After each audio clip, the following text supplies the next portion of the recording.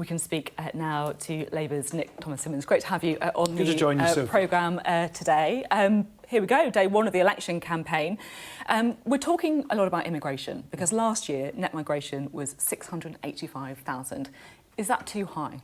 It is too high, and we would expect it to come down. There are some particular circumstances that have led to that. For example, homes to Ukraine, or, for example, British overseas passport holders coming over from Hong Kong. But overall, we would expect that level to come down on the regular migration side.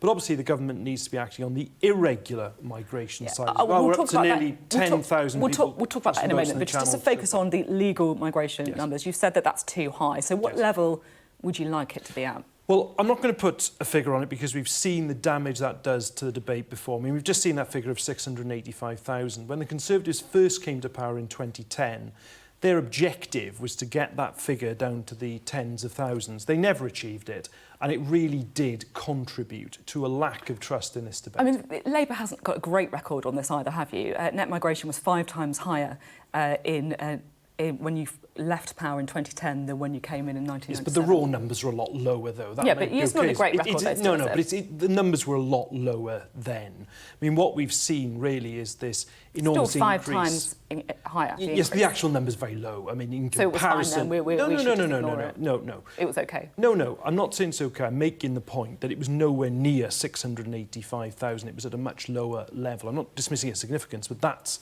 just the point in terms of the numbers. But we've always set out that we will operate the points-based immigration system. Of course, we will look at the needs of the economy year by year, but we would expect that number to be coming down. Let's talk about illegal migration, shall we? Yes. The Prime Minister, of course, confirming no flights to Rwanda before the election. We know what you do in Rwanda. You want to get rid of the scheme. What about the people who are already here in the UK? What would you do with the people on barges? Would you keep the Bibi Stockholm?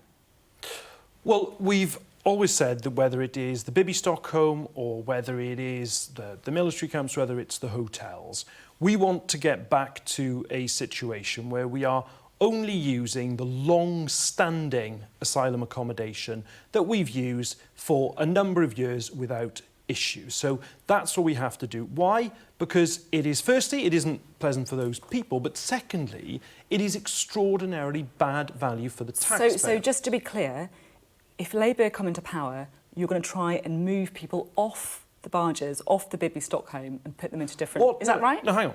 What we are going to do is to process the claims, which is what we need to do. That's one of the aspects on irregular migration where the government's been failing.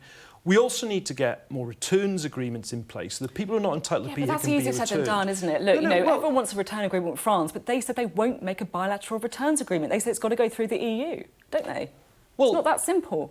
No, nobody is suggesting this is simple, but in terms of irregular migration, just take France as an example. Now, of course, the joint bilateral work we do with France is extremely important. There's an existing agreement from March of last year about our joint cooperation. Now, we will introduce a border security command that not only will be working with the French, but more broadly with Europol as well. You're right also to highlight that the government hasn't secured a wider returns agreement with the EU. They failed to do so. But I think there's a reason that I'm asking the question about the Bibi Stockholm, because, look, I get your long-term ambitions, but they're not that easy to do. France has said that they won't do a bilateral agreement. You're talking about smashing the criminal gangs. No country in the world has successfully done that. Interpol say that it's extremely difficult to prosecute people smugglers. So what will you do? There's vulnerable people on the Bibi Stockholm now. Will you keep them there?